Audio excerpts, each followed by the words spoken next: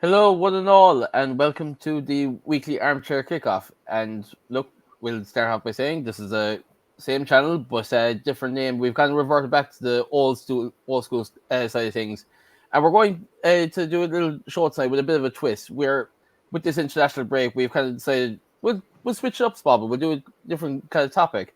So, first of all, I'd like to say I'm joined by Peter and Stu. How are you doing tonight, guys?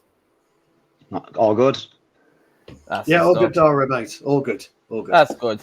And just to before we do kick off, we'll make the point that we do continue our partnership with Manchester Mind.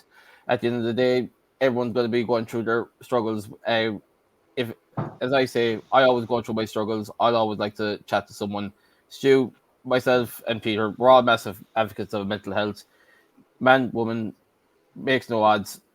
If you want to have a chat, we're all here for you. So if you want to Absolutely. text below, there is a donation for if you text MM2023 donate to 70085. It's a very valuable donation and a very worthy cause. Now, so we'll kick off with tonight's show, lads, and it's a bit of a stinker, I won't lie, because we were all saying in the group chat how this has been a relatively tough one to decide. This is going to be a show where we discuss our best Manchester United 11, but the twist is each player has to have 150 caps or under for Manchester United. So this is where it's going to get interesting. It's a nice little starting 11 with a twist. We were just saying off chat, lads, as well. Stu believes we have about 5 altogether that we're going to all agree on. I actually don't know because I look at my lineup and I think you're definitely going to get 3 at least minimum. I don't know what you think, Peter, anyway.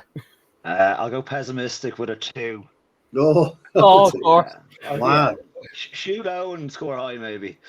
Yeah. And I was looking at because it was so hard to think because there's so many players you think, okay, there was because even over the course of the last couple of days we've kind of said, okay, what about this player? And they're like, okay, this player won that United as long as we anticipated. So, I think we'll just kick straight off into it, lads. What do you think? Yeah, let's go for it. Yeah, go for it. Yeah. So, I believe we were saying what we're going to do is we're going to go start with this one position. We all give our one and our choice, and we can agree. Yeah. So, start from the back. We'll start with goalkeeper. Stu, do you want to give us your one first? Yeah, well, mine, I believe, is the no-brainer. The obvious choice would have been, I think, Fabian Barthez.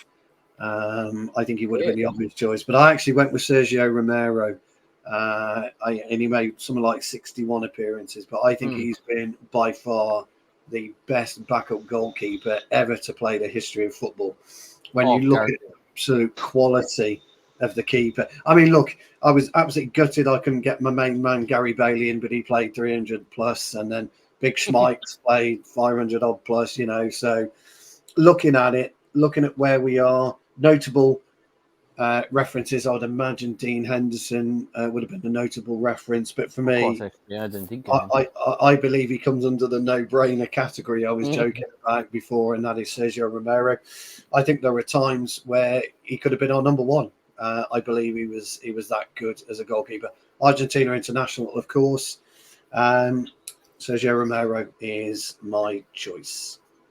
I'll be straight in saying I had Sergio Romero myself. Peter, did you have him or did you have someone different?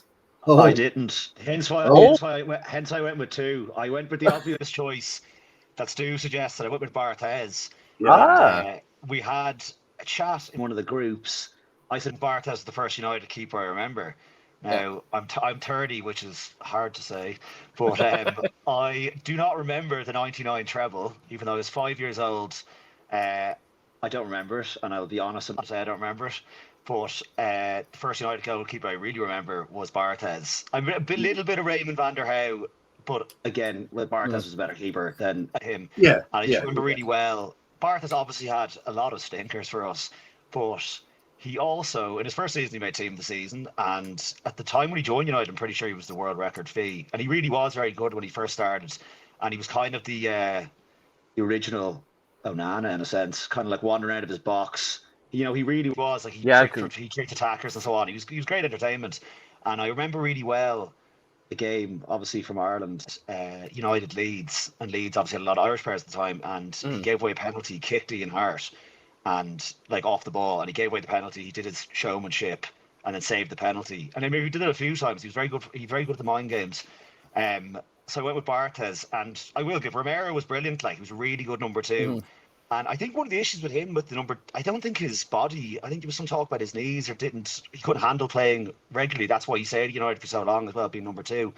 But it's not a bad position we're in when we're picking 2 keepers who played in World Cup finals, and Barthez played in 2 as well. Yeah, because like this is the thing. You forget how Barthez was even the starting keeper back then. Like, and for someone who, as Stu just said, one of the greatest backup goalkeepers in world football, he still maintained his Argentina number 1 position despite only playing the Cup game and the Europa League games for Man United. So like, but Barthez makes my bench, fellas. Yeah. He makes my bench. He's my notable reference.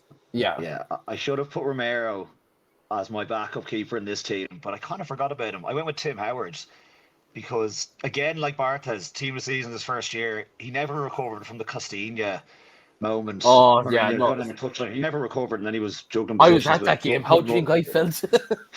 I remember it well. Like the Scholes disallowed goal when he got 2 yards onside. Yeah, but yeah, then he lost his spot to Roy Carroll in the end, and he went on to have a great career at Everton. But it just does show that it being the United number 1, like we're talking about Barthez. That's that extra pressure. Yeah, I was considering.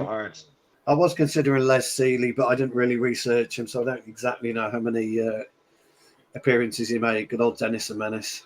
And I was actually only talking to Keane the other night, actually, and he actually made a very valid point. He goes, "Here's a one you might not have thought of," and I goes, "Yeah, go on, throw it out to me."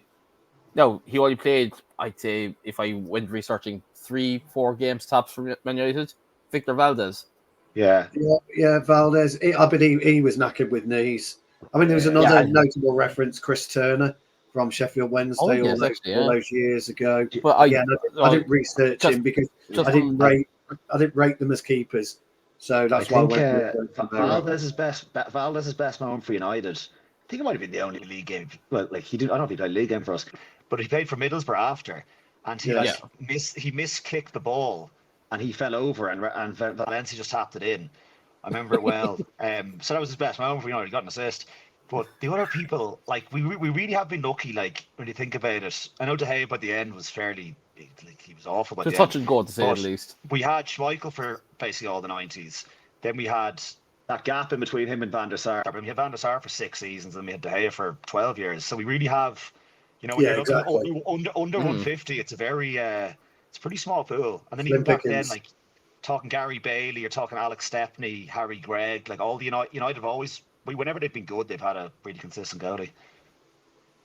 Yeah, but that's the thing. Like, I was saying to myself, like, and I even said in that the chat the other day, I thought Barthez was a United longer, so that's why I wouldn't even have thought of Barthez, if I'm honest. Like, yeah, I think it's when you're a kid, it doesn't like a couple of seasons. It doesn't register, yeah.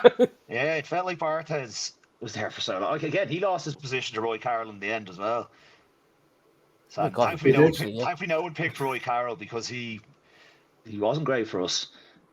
He wasn't the worst keeper, but again, kind of falls under the category of Tim Howard that he was a relatively good keeper, but nothing of United standard, basically. He'll always be remembered for the Pedro Mendes goal, obviously. But I remember he dropped one for Crespo against Milan. He just wasn't cut out. Like United were in transition, and he kind of summed it up a little bit. No, that's a valid point. So I think we've kind of made our choice there, but we'll make our own combined 11 of how many we agree on and how many we'll have to debate by the end of it. So I think the next place to start would be our 2 centre-backs. So, Peter, I'll let you start with this one. So, yeah, there's actually a lot of options, like some not very good ones either, like the Rojos, the boys, and I couldn't put them in with an honest heart. So I went with 2 players who won't replace the other. Obviously, Yap Stam, I think, will be in all our teams. Only 3 seasons at United, the first game of 01-02, and then my other pick was Laurent Blanc because he replaced him. Again, past his best by the time he got to United, but still an ex, like he still was on his day, brilliant. And I just like the idea of the only time they'll ever play for United together is in this team. and Stam was like sensational. So yeah, I think I presume we all have Stam. I got Stam. Yep.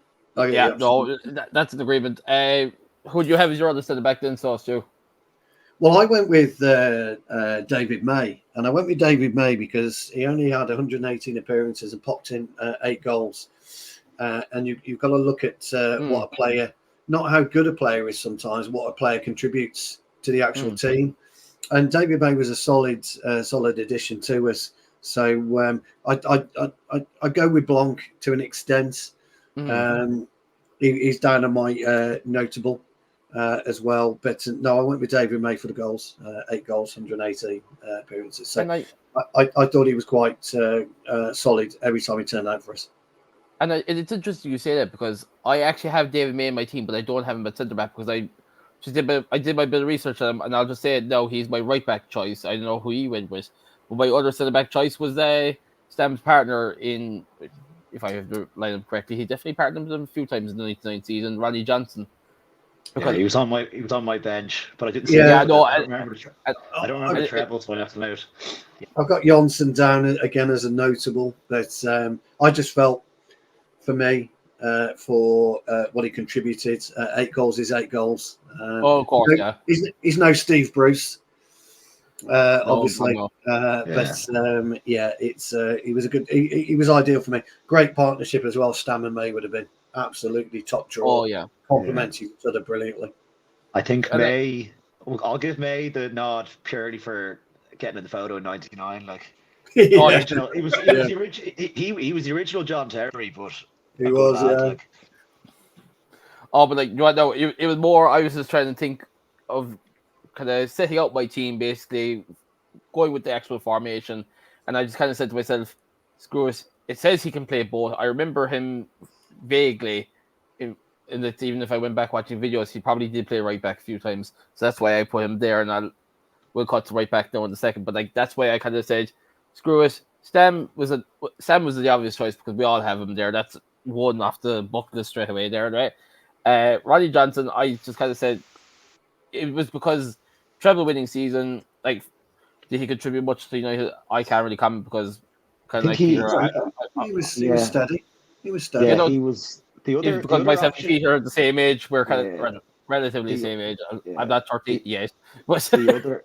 Sorry, lads. The other player we're missing, actually, I didn't put him in, but again, because of 99 and the age and so on. Another treble player, Henning Berg, had 150. Yeah. So him and May both came from Blackburn. See, like, it's weird, weird how Blackburn just fell apart. But Henning Berg, when you watch back the 99 season, like he played a lot, like so. Solid. Yeah, we've had some. Yeah. But it is a bit mad when you think about it. Like Fergie's most iconic team, the treble-winning team, that the 4 main centre backs, none of them had 150 appearances for the club. Or when I looked it up, Jonsson had 150 on the dot. Yeah, that's why I threw him in. Yeah. Very cool. Well, yeah, I think maybe we go Jonsson and Stam for the treble. Yeah, I'll put across by David May. Yeah. That's good. No, because like we can agree to disagree on this one, but we can debate a little bit further when we're actually setting out our. Yeah, but football's all about opinion, isn't it? You know, people see the game completely differently. So no, it's ideal. So so we all agree with that. Are we going with Romero in goal then? I think the 2-1. I think. I know, Barthez wasn't a bad choice either because, as Stu said, it was a no-brainer. But we kind of said, right, we'll see how many we can actually think of differently as well. Like, and like I get the feeling that we say this, we might end up with more than we initially thought. Like, so. I think you might kick yourself on your right back then, Darragh, as you went with David May. I think you might kick yourself. Go on, so because like I was going to go and put one of the Silva twins, but both of them were over 150 appearances.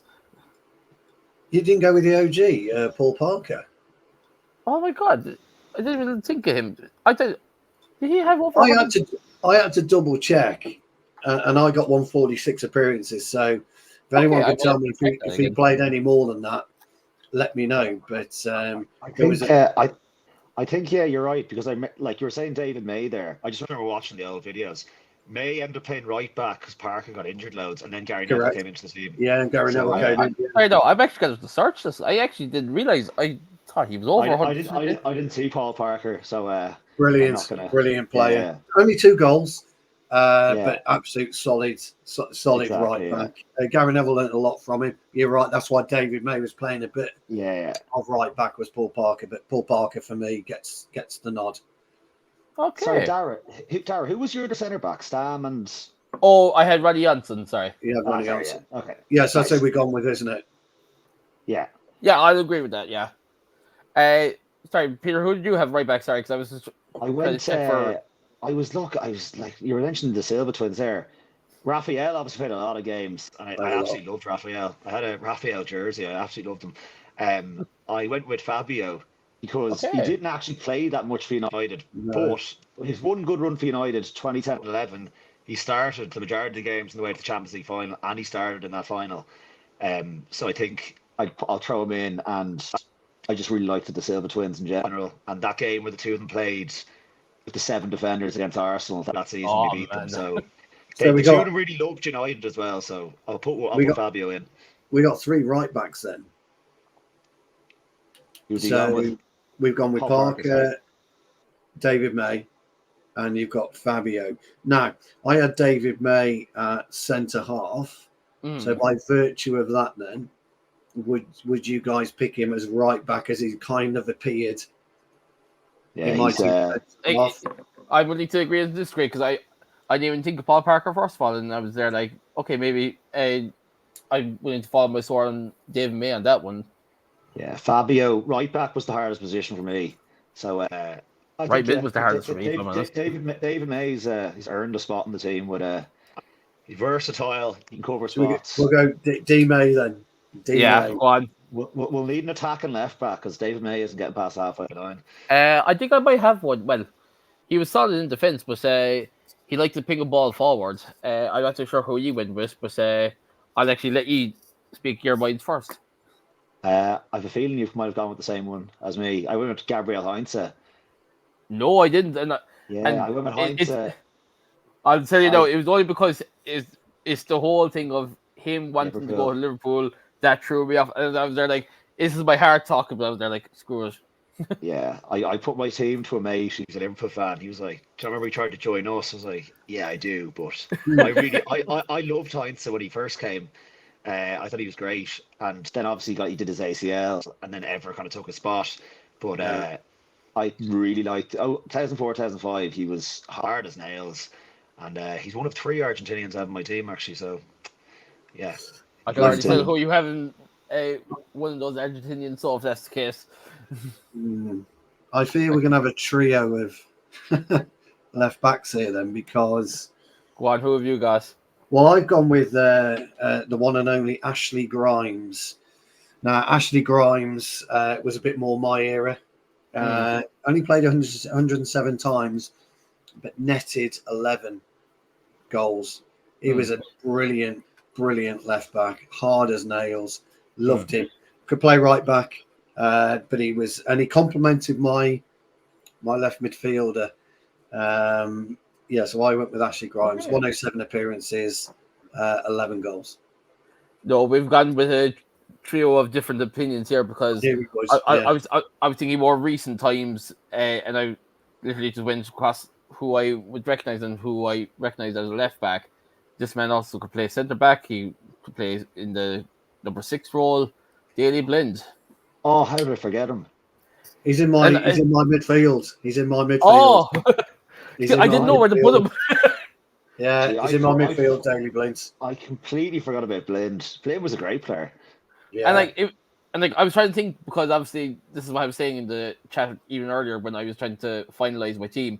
It was because I wanted to put a couple of players that were in there who I knew were under 150 appearances, but did better things in other clubs. So I was trying to think as good as I can get of better players for United. Sure, at the end of the day, he was fantastic under Van Halen and Jose. He was still there at the time of the Europa League win, wasn't he? He was, yeah. Yeah, that's what I was thinking. Yeah. So do you remember Blind? Like as he said, he came as a centre defensive mid. Then he went left back in Van Hal's first season when we won it. We won centre half as well. Yeah. Him and Smalling were really solid.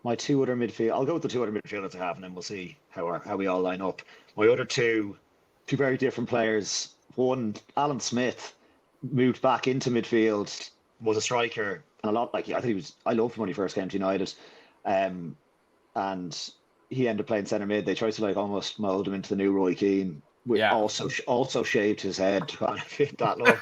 Yeah, he did. Yeah, he did. Was obviously mad. He came from Leeds and he was Mr. Leeds, and he obviously famously said he'd never play for Man United, and then he joined.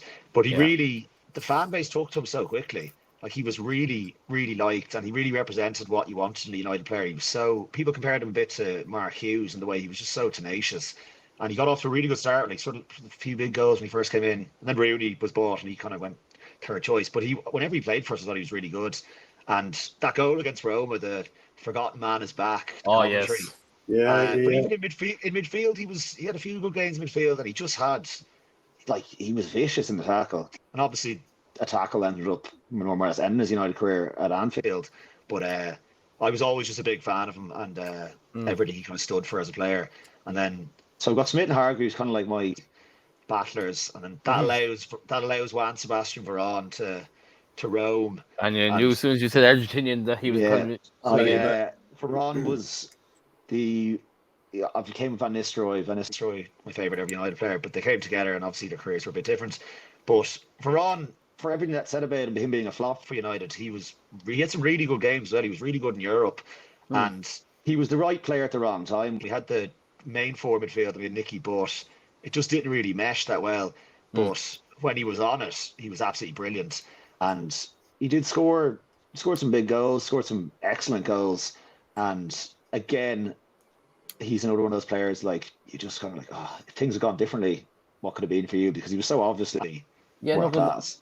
Was I talking to someone in person recently, and they were saying Varane somehow came up into the conversation, and they actually made the point that basically the United were trying to push him into like a Scholes kind of mold when Scholes was still there. So as you kind of said, right player, wrong time, really, because you could see they were trying to line him up as a replacement for Scholes, because let's be honest, we didn't know what the future held for Scholes. We didn't know if, even at the time we bought him, we didn't know if he was going to leave, if he was going to retire early, because of the whole stuff went on in the background between his health issues and everything with the asthma and all that. So you just don't know. Like, so we kind of said, look, try and fit this player in, and again, right player, wrong time, really, for Varane, because, like you said, great moments, just inconsistent.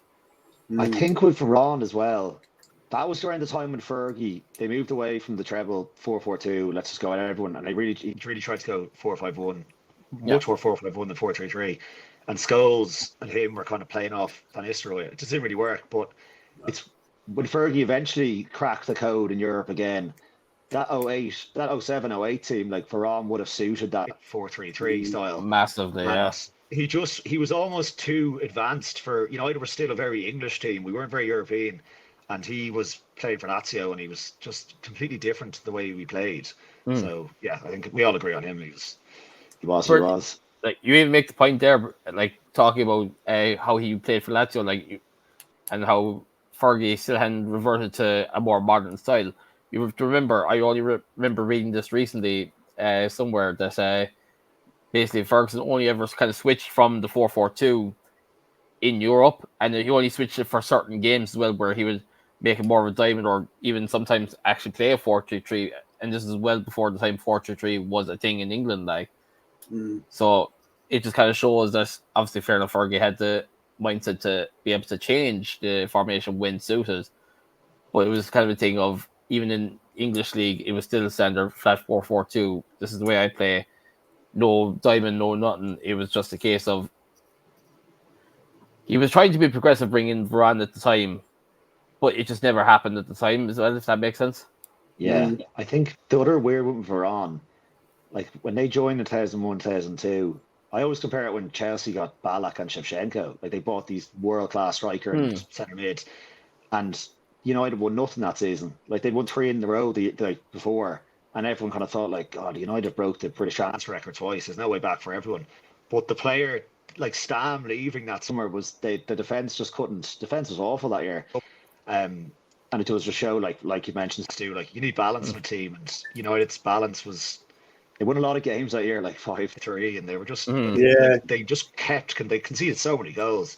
So yeah, but who do you lads have in the rest of your midfields? Well, I'll leave Stu finish off his midfield there because the fact he conceded and Hargreaves there. Yeah, so I went with the fabled Mickey Thomas. What a player! I mean, he was just long hair, really dazzling left foot. 110 appearances, 15 goals, did a lot for the team. Flip side, Gordon Hill.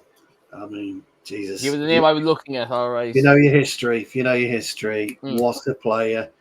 134 appearances, 51 goals. 50, just let that sink in. 51 goals out of 134 appearances. Haaland who? Right. Haaland who? We've actually got a better striker way back in the 20s and the 30s. And we'll talk about him at the end because he really deserves a mention. He really does. But Gordon Hill, if you are looking at a player that was worth his weight in gold to a football team of 11 players, Gordon Hill was that. But they're both left-footed. Mickey Thomas made his name at Wrexham, and then he was Welsh international, but he was absolutely superb for us as well. I was massively excited when Saber Veron joined the club. Hugely disappointed with his issue with getting to grips with the English game. Now, you're right, actually, Pete. He wasn't alone. Ballack, I don't think, got to grips with the English game. Shevchenko didn't get to grips with the English game. We've had copious amounts of players we would consider to be worldies, although I don't like world class. Never got to grips with the Premier League. And Schweinsteiger, although he was a bit too fat and old when he made the pick, it didn't make anyone's team. Yeah, but Saber Veron was a huge letdown, I think. He only played, in my opinion, 4 or 5 quality games, Tottenham away being one, but the whole team played superbly well along there, and I think you're absolutely right. Ruud van Nistelrooy, for me, goes down as one of our best ever strikers, doesn't make this team for obvious reasons. Yeah. And the compliment, or he would have complimented better if we'd had Stam in there and another alongside him, whoever that may be. So Smith, yeah, look, I've got no issues with Smith. Bit of a thug for me. I don't, he offered a lot, don't get me wrong, but I don't think he necessarily, I think you're right, maybe just at the wrong time at Manchester United. I think there's been too many of those players. Yeah. The weight of the shirt's just been too heavy. If you put on a Man United shirt, you've got to have big fucking shoulders. You've got to understand what it means. I think there's a few players around the 150 mark, unless just necessarily know. So Gordon Hill and Mickey Thomas. But between Hill, Thomas, and Blinn, 72 goals. And you say about the weight of the Manchester shirt, and you have to have big shoulders to carry that weight. Lads, I'm sorry to say, I don't know how you didn't even think of this man. He was before all of our time, and if it wasn't for something tragic, he would have made way more than 150 appearances. Because I agreed with Owen Hargreaves, I put Big Doug Edwards as my other centre mid. Well, yeah. Because like I was jealous, like I look at it as an Irishman, and I'm there like, what? Like just even looking at the old videos of what Duncan Edwards did back in the time, and he was still so young when all this happened. Like, and they were saying he was the next big thing for England, and I could easily say you would have won one World Cup if one for the unfortunate events in Munich. Yeah, David Pegg in there, 150 appearances, 28 goals. Yeah, he was another one I was considering. Like so, Blanche Flower was in there as well. Yeah, there was a lot of brilliant. Like I like I said, like I can't remember players I've seen, so I've pretty narrowed myself down. Hence, like Alan Smith's in it, because we've had terrible players for the last 10 years. I know, but on Munich, like Billy, like Liam Whelan, Billy Whelan. Obviously an Irishman, like he's from Cabra, but where my dad's from, my granddad actually went to school with his brother, so they knew him. And then he said when Munich happened, obviously that's when United became the global club, because it resonated with everyone.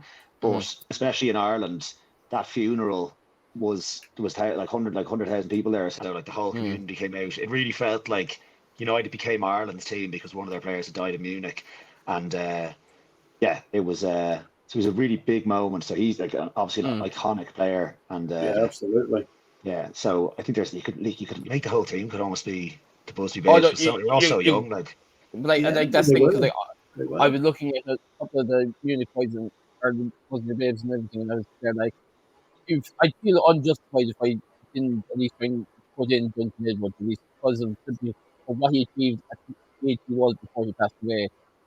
It was just outstanding, and like I said, there would have easily been at least one World Cup minimum to England's army if he it would have been the European Cups. Like, it kind of adds to the romance and United in general. Like winning 10 years after Munich with Bobby Charlton and with Matt Busby, but that team, by all accounts, like for anyone you talk to from that generation, they all say like that team would have won everything. Like, so it's a good choice, and I think for obvious reasons and for his talent, I think he's obviously in the team.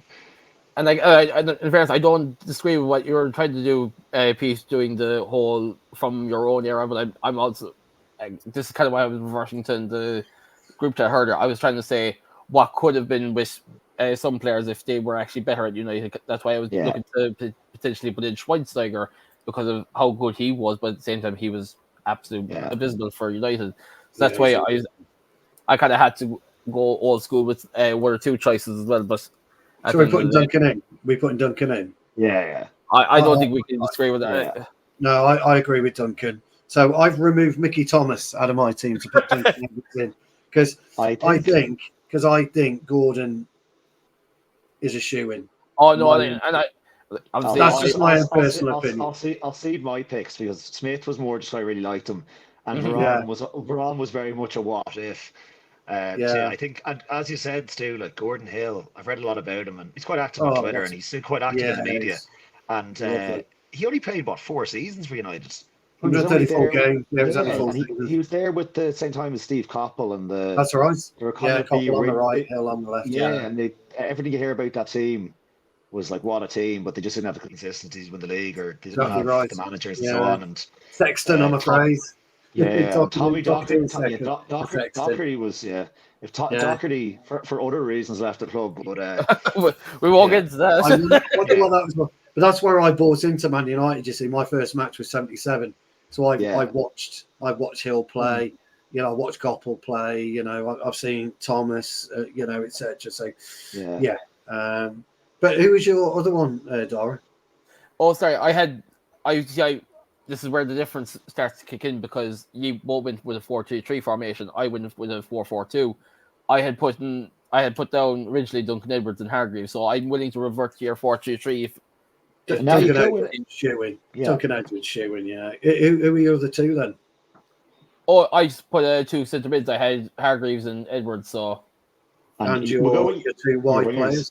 Oh, sorry. I was gonna wait till the white players and we could do the strikers separately then, but each their own. If you want, we can start away with the white players now if you want, because of the fact we're kind of going in that way. Well, we're on a 4-3-3, so we've done our. So if you give us 2 wide, So I'll start off this one considering the fact that I went with 4-4-2, so I'll be removing one striker, and I think I can easily make the choice as to which striker I'll be removing. So on the left, I had to, this is the thing for me anyway. When I was making my team, I had to really think decision-wise because my left and right mid were actually the hardest ones to pick for me personally. I had to properly do my research on them. My left mid, I went with Jesper Olsen. Well, great player. Great player in his own right, but I was trying okay, this is the thing, because we've had so many iconic winners, obviously they're all going to be over. He was a notable.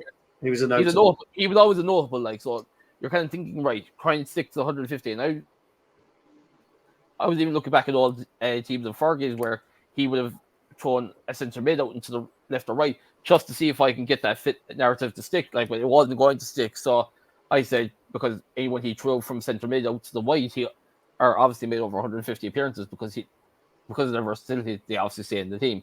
So Jesper Olsen, obviously, personally, I need to brush up on him. I wouldn't know a whole lot about him, but just going off of the Long hair stats, Danish. be like, Pretty Yeah, boy.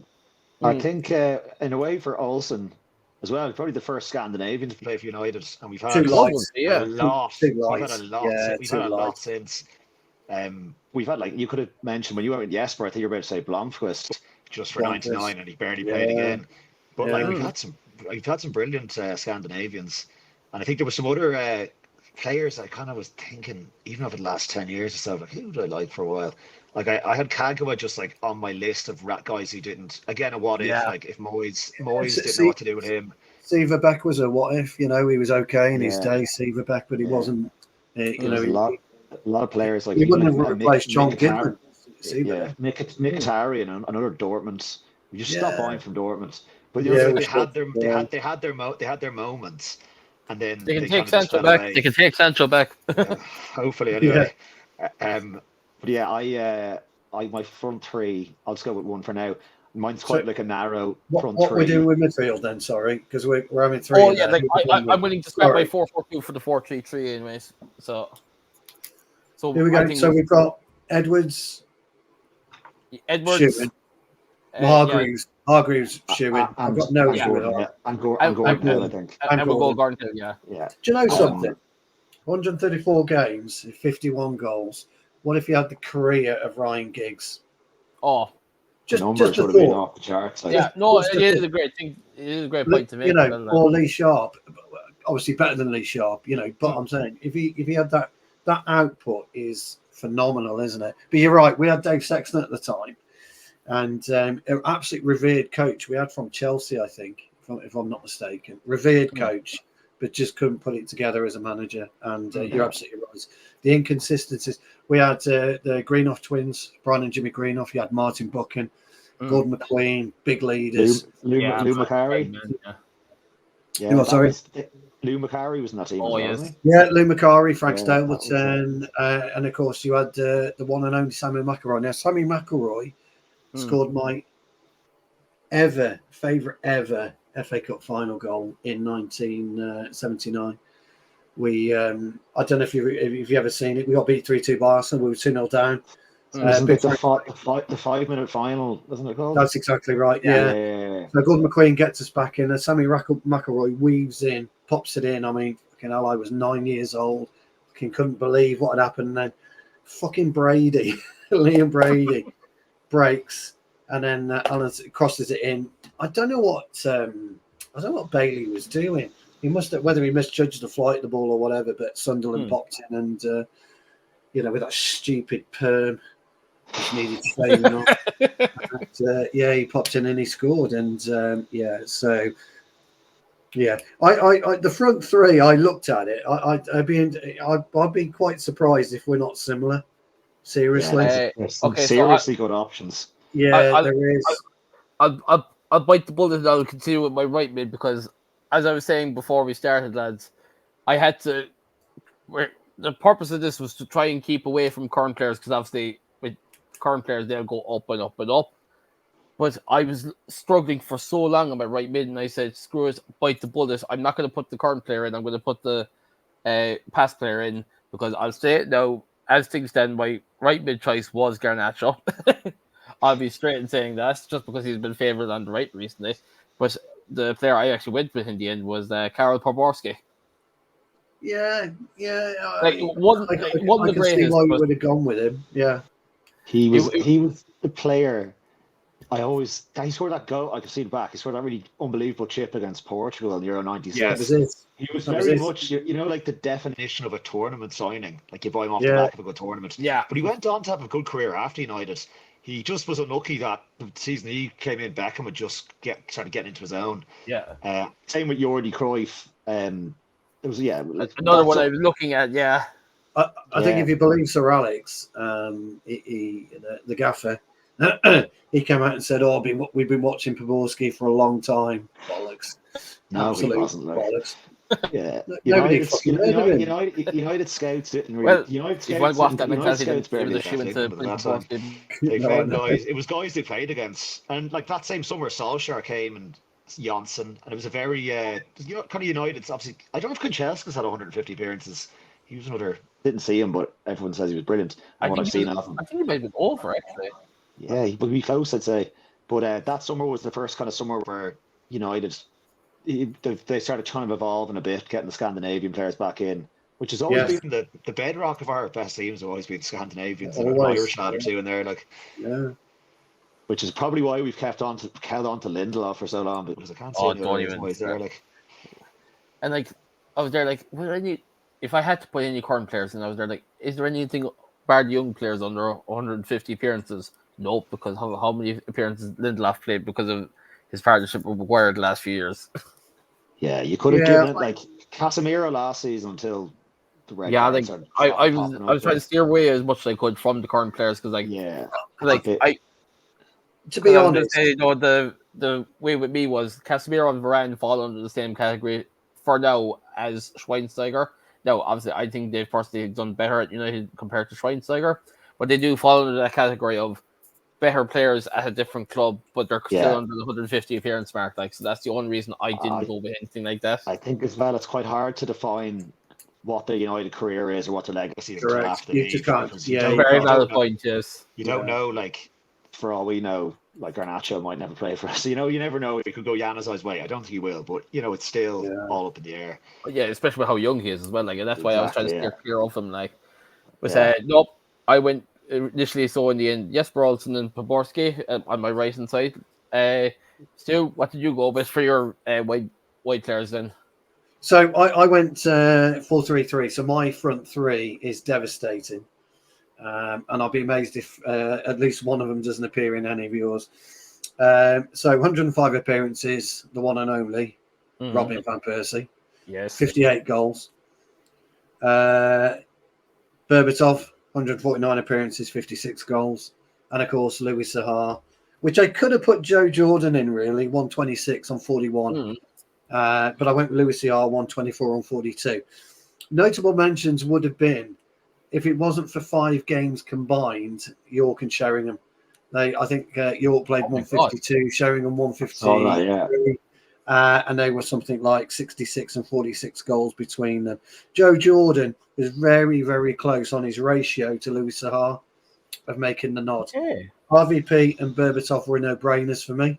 Oh yeah. But Saha and Jordan, Joe Jordan was your typical Scottish, take your teeth out, centre forward, knock the shit out of you. Knock the shit out of you. He would fucking elbow you, stamp on you, headbutt you. He was nasty, but my type of player. But I decided I'd go with Louis Saha because he was more versatile. He could offer you a bit more than what Joe could. So I was on about balance. So RVP, Louis Saha, and Berbatov completes my 11 with Nice. York Sheringham, which I shouldn't be, but York Sheringham on the bench with Big Joe. Get in. Well, Pete, I'd say you're probably not far off him. For our generation, Darragh, Joe Jordan. You heard the stories about him, and as you said, like his nickname was. It wasn't his nickname, Jaws. I personally didn't think of it. No. But his for our generation, when he was Harry Redknapp's assistant at Spurs, and he squared up to Gattuso, and what? Joe Jordan, when they played the Champions League, he squared up to Gattuso. Yeah, and they said, and Harry Redknapp was like, they were like, oh, big whatever. He's like, yeah, I feared for Gattuso, like I wouldn't mess with Joe Jordan. Like, he was a renowned hard man, like. And the picture, it's proper Joe Jordan, like fearless, like look in his eyes, taking on like. Gattuso like, was the pit bull, like. But I went with I had Saha on my bench. I also had on my bench Henrik Larsson, just well, because his impact was really I didn't want to put in Larsson. I get that. I also had on my bench Danny Welbeck because I liked him. Yeah, why not? My roommate's an Arsenal fan. He told me to mention this, but I also said I'd mention it. Huge Danny Welbeck fan, and it's one of the only players we agree on that we both love Danny Welbeck. So he got off the internet some cheap printout of Danny Welbeck in a Brighton jersey, and it's framed in the sitting room. And numerous people have asked, is that Danny Welbeck beside the TV? I was like, yeah, it is, and that guy belongs there. So a lot of love for Danny Welbeck, and he was good. Like his United career ended because Van Gaal, he tried to chip Neuer, and Van Gaal was like, "Not for me." His stats But aren't he was that good. bad. He was good for that 2011-12 season when he was ahead of. Chicharito, and he was quite good for us. But I also had Berbatov on my bench just because Berbatov was great for us But I thought he was better for Spurs.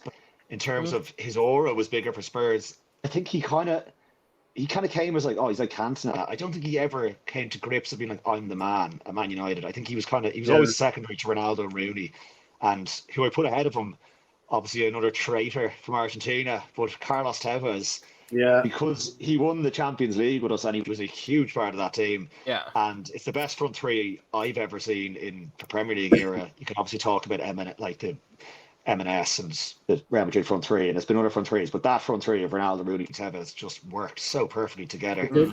And they complemented themselves so well. They were all brilliant players in their own right, but Tevez was a real team player as well. And obviously scored a winner at Anfield. Fields popped up with a lot of big goals, late goals. Yeah. And the way he, again, like Heinz says, well, they had that dog in them. Like they really, really battled. And it's the kind of players I like for United a lot. And Tevez, it really hurt when he left because You were like, oh, I can't believe like we loved you so much. And even Yes. Gary Neville only said recently that like, at the end of the day, it was only a loan in the aspect of it. It was only a loan, but in his eyes, it hurt the most. Really, like yeah, and it really that was the moment where City, like they talked about, But that's when City, like everyone kind of sat up and like, oh wow. But I think that was more for the United. That was the Glazers. Like they didn't want to splash out the money that summer. We sold Yeah, Ronaldo we're for 80 paying. million. Tevez didn't. Yeah. Amazing that they sold Ronaldo for 80 million and didn't put 30 of that in Tevez. And instead bought Obertan, who unsurprisingly isn't any of our teams, Michael No. Owen, and Valencia, who was a good servant, as they say, but he wasn't a touch on Ronaldo or Tevez. oh god, And no. then my other two in the front three, Van Persie undoubtedly makes the team. Yeah. Because for obvious reasons, and that season 20 times that's one of the best individual seasons I've ever seen at United. Like it's up Ronaldo 07, 08, Rude 2002, 2003, and Rooney 09, 10. but he just was so good, and he scored in every big game. Scored a winner at Anfield, a winner at the end. He had in the last minute. Home and away against Arsenal, Chelsea. He just stepped up when it mattered, and Yeah, I have him in my all-time favorite United 11 of players I've seen in general. Like I just thought, he was just such a good, like Bergkamp-esque in the sense of every touch he made had a meaning. Like he didn't do things for no reason. It was all really like he was thinking 2-3 steps ahead the whole time. I thought he was unbelievable. And then my other pick, purely for his impact, and like he was Zlatan. Like that one season before he took his ACL, like he was 28 goals at 35 years old. Scored 2 goals in a cup final against Southampton. Big player, big mentality. He came to United and took one look at it and said, as the song goes, like I fancy that. Like he didn't. He was like, this is my stage. Like I belong here. And that just over Berbatov, just in the sense of if Zlatan's another one, like if he had you younger and so on, but he really got it. He was like, yeah, this is it. I love this club is amazing and I belong here. So I had him, and you could change one into a diamond of sorts. Do you want Van Persie, Zlatan could both kind of play 10, and Tevez, I think they would have interlinked quite nicely. So no, like, I would quite happily remove Louis Saha for Tevez. Yeah, they were kind of But Louis Saha to me, the reason I didn't go with Tevez, and this is my problem, you see, because I went with a balance. Saha could play equally as good on the left or the right, and a 10, so he could drop deep and he could play a good 10 as well as up front. So I thought he was more versatile, but I would concede. I did love Tevez. I did love Louis Saha. That 06-07 season, first league. We forget how good he was, I think, at times. Very underrated. Because he did Larson came and then Saha got injured as he tended to do. Right. But there was a stage for about 6 months where he was absolutely brilliant, and he made Rooney. And they went from Van Nistelrooy, who was an out-and-out scorer, to Saha was a facilitator. As he said, he could drop left, drop right, drop into 10, and he let Rooney and Ronaldo just flourish. So, brilliant. A lot of that period success.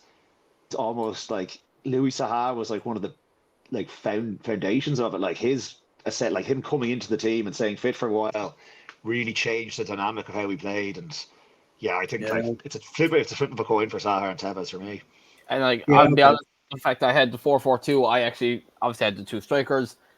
Two of my two strikers are already there, Berbatov and Van Persie, straight up. But I did put Tevez as an honourable mention, and because of I had one more honourable mention for striker as well, simply because of his goal output rate before Munich, Tommy Taylor. Well, no, yeah, but what? Let me tantalise you with a guy called Tommy Reid, and what I'm about to tell you now will make Erling Haaland look like an absolute fucking amateur. Okay, so he played for Clydebank. He made 30 appearances, scored 17 goals in 30 appearances. Right, got to move to Liverpool. 51 appearances. Get this, 30 goals. Jesus. 30 goals. Then he comes to us. Not many people have moved from Man United to Liverpool. Vice versa, 101 games, 67 goals. Jesus. Yeah. 101 games, 67 goals. Erling who? Then he went to Oldham, 67 games, 34 goals. And finished at Barrow, 31 games, 17 goals. It's amazing, really. Like, and like, he's a name that I would rarely hear, if I'm honest. Like, because Scottish player.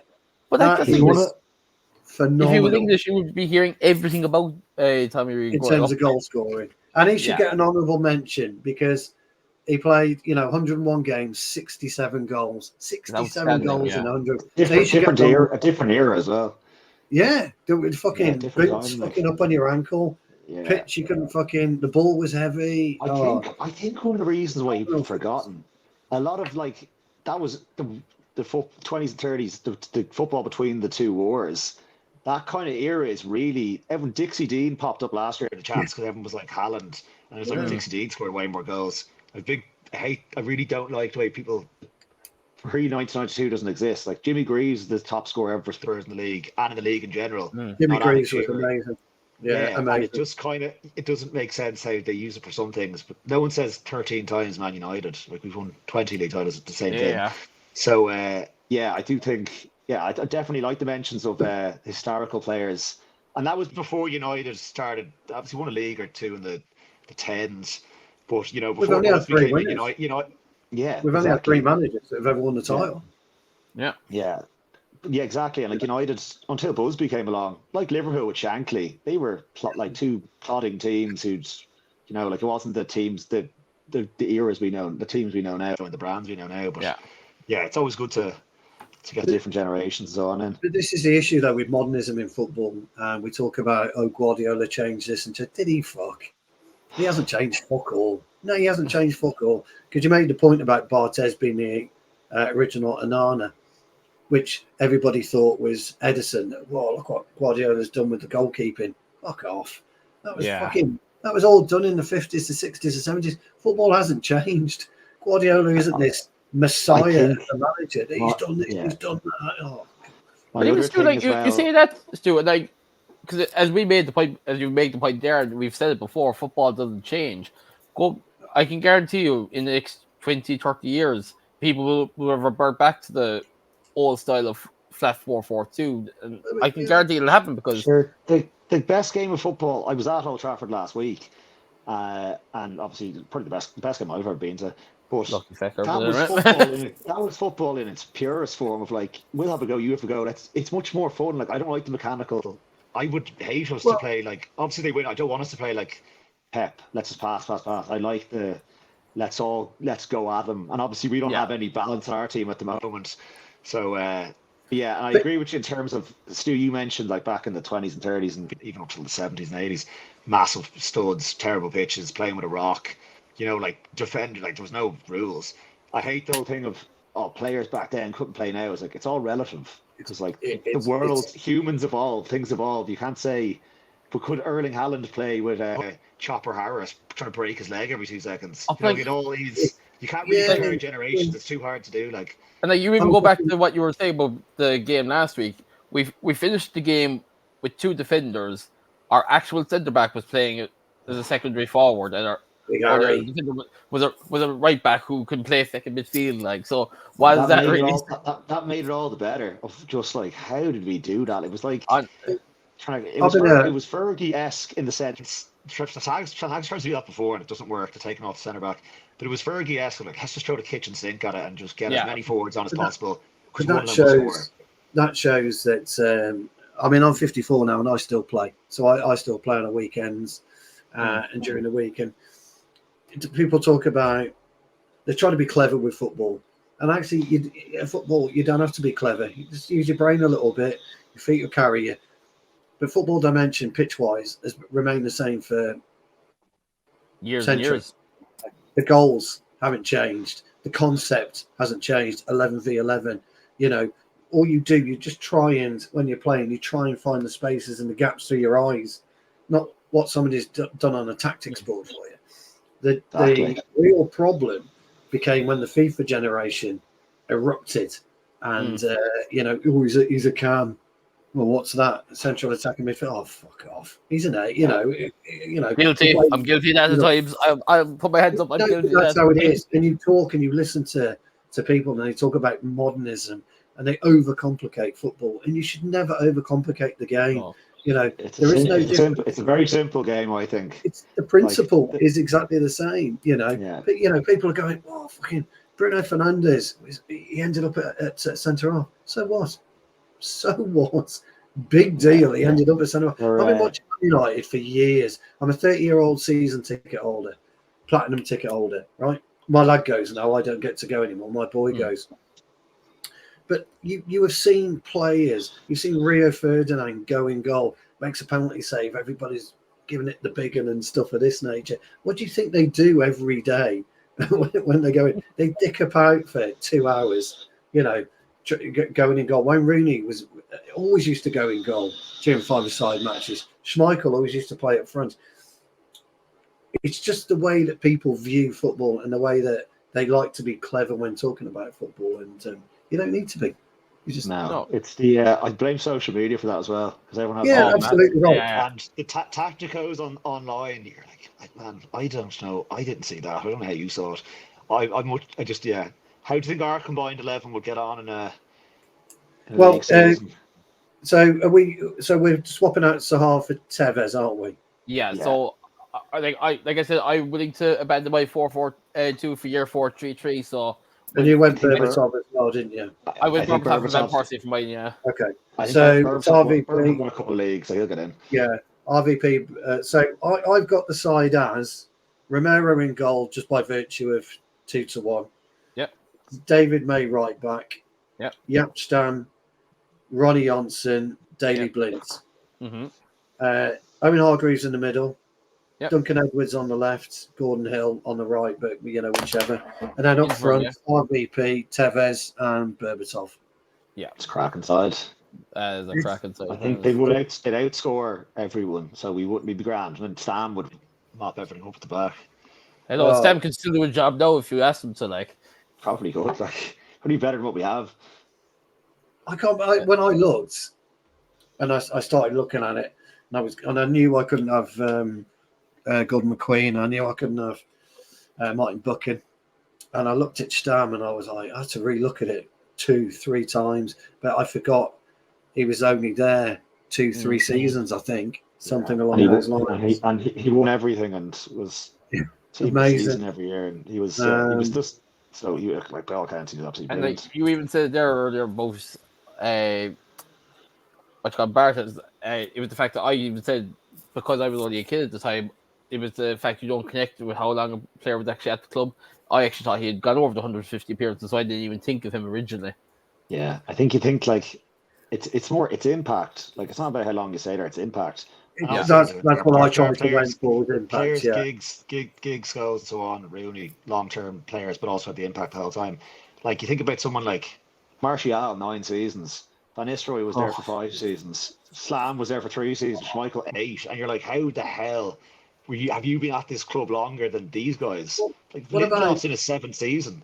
I know. What about What about Phil Jones? I looked up at he's on something like 500 odd appearances, isn't he? Or something stupid like that. He's not. Is he? No, I think he must be in the 200s. He just barely played in his last 5 seasons.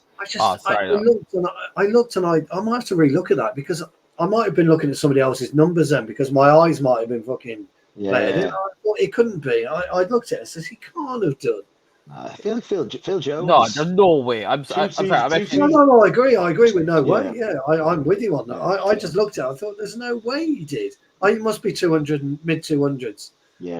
There are those players you're like, geez, he played a lot of games. I can't remember a lot of the like how did you rack up? Like Lindelof's probably played about 250 for United early, and you're like, where did these come from? I have a transfer market here. He played. This is 229 for Man United. That's awesome. I like Phil Jones. I must have got my eyes fucking. But Jones have been there for about 11 seasons. Don't forget. Yeah, he made about 4 on the medical table. Yeah, he made his first few. He was one of those players like all these guys are talking about players who fell away after Fergie left. Your Welbecks, Tom Cleverley, Smalling was all right. Phil Jones, Fabio, Raphael, all these guys. The Fergie, he knew how to manage these guys and he made them better. And yeah, like how many of those? Like some of those players should have more games for United, but they just don't. Yeah, no, it's amazing. Because as soon as you say Phil Jones, I knew he definitely wasn't under 150. I would have thrown him in for the. Oh no, he's miles. No, yeah, I would have thrown him in for the shit and gigs if he was under 150. Like. No, he played a lot, didn't he? At the very beginning, and but he's 11 seasons. It's amazing how you would rack up. You know, even though you were dying for 6 of those seasons. Yeah. You know, it'll always be remembered, won't he, for that? A lot of cup games just stack up. There's lads like, how the hell? That's what I mean. Yeah. What about Pereira though? I was watching Pereira last night for Brazil, and you think to yourself, you know, he's having a cracking season for Fulham, and we just underused him. We didn't develop. I don't think he was ever good enough. Brazil missing a few players, but pre-season Pirlo, as I call him. Pre-season Pirlo, yeah. There's not many players. Obviously, we talked about Varane and 1 or 2 others there that you're like Tevez. There's not many players in the last 10 years who've left that you think, I wish we kept you. Because you could mention, we haven't even mentioned him. Di Maria was pretty starting. I was never putting him in my team. No. Never ever wanted to be there. Never wanted to be there, and he tipped on. There was you've no regrets being like, yeah, we should have bought you. You didn't want to come. So there isn't. You didn't want to come. There's not too many what ifs in the last while. You know, like the Sanchez's, the Lukaku's. They weren't getting near our teams. There was one player I wanted to put in my centre mid, but I think he was only over appearances by no more than 15 or 20. Ander Herrera. Yeah, I mean, Kanchelskis was 167, again. 169, something like that. Yeah. But again, I wouldn't have put Kanchelskis in over Gordon Hill. You know, he may have made it in over Mickey Thomas, but definitely not Gordon Hill. Yeah, exactly. It's interesting. I thought that was quite an interesting exercise. Yeah, it really gets your brain going, really, as I said. It ties in a bit nicely with Ahmad last week. I was like, he's an instant cult hero. There are those guys. Ahmad could never play for United again, and everyone will remember Ahmad Diallo so much more than remember guys who like an Anthony, for example, even though he scored in the game and played quite well when he came on. But Anthony will have close to like 70, 80 United games, but it's all about impact at the end of the day. Like, and that's why we're talking about these guys. A lot of mine was that's why Ashley Grimes got him impact. Yeah, it's all about impact for me. As we kind of figured out ourselves, some of the players on our respective teams wrote themselves straight into the team. Others you kind of had to think outside the box for. Yeah, so I think then that we agreed on. We actually might have agreed on more than we anticipated. So that's 3, 4, 5. So we had. You were actually right there. Well, I'm talking Daily Blind. We kind of agreed on him. As a player. I should have picked him. I forgot about him. Yeah, as a player to make the team. David May. We agreed as a player to make the team. RVP, obviously Berbatov. Damn. Hargreaves, Stam, a bit more than actually. Yeah, so probably I seven. had Zlatan happy with in. that then, yeah. But yeah, we got there's some of them like Van Persie and Stam just wrapped themselves in. There was no. Exactly. I knew Van Persie and Stam had right themselves. I knew Blintz would be in there, and I knew David May would make it. I knew one of you would pick David May. I was 100% sure one of you would pick Blint. I'd be amazed if you had RVP shoe-in. I thought Berbatov might have been more of a shoe-in, but there was only two. I had him in originally, and then I was like, the points I made about Zlatan, I just was like, no, again, but I can see that. We were kind of talking impact, and you made the point of Zlatan and the impact he made, so it was a valid one to make. Yeah, he's a valid one. Yeah, 100%. So I but think Duncan Edwards, I wish I can. Yeah, I mean, yeah. We could easily go another half an hour just debating who else we could have put in as well. Yeah, Keane will tell us off. It's you'll get told off. You will. Oh, don't start me. I didn't show nice at the start. Yeah. So look, lads, thanks for joining me again tonight. This was actually a great show to do. Pleasure, lads. Yeah, I really enjoyed that. Yeah, I really enjoyed that. Oh, look, everyone get in the comments. What do you think? Have you any other players that you could have thought of, or you would have replaced over as basically anyone that we would have said as our honourable mentions? Basically, would you shoot them in instead of someone else? Let us know. So look, on that note, we'll say goodnight. Thanks a million, guys. Nice one. Cheers. Bye.